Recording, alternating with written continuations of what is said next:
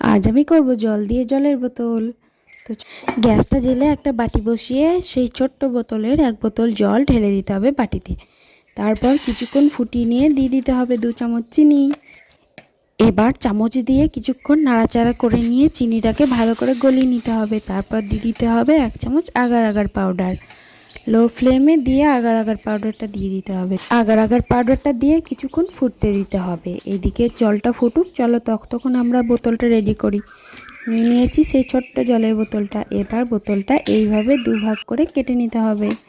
বোতলের মুখিটা খুলে আর ওই জামাটা সাইড করে রেখে দিতে হবে। এবার ফুটন্ত জলটা একটা বড় জায়গায় নিয়ে ঠান্ডা করে নিতে হবে।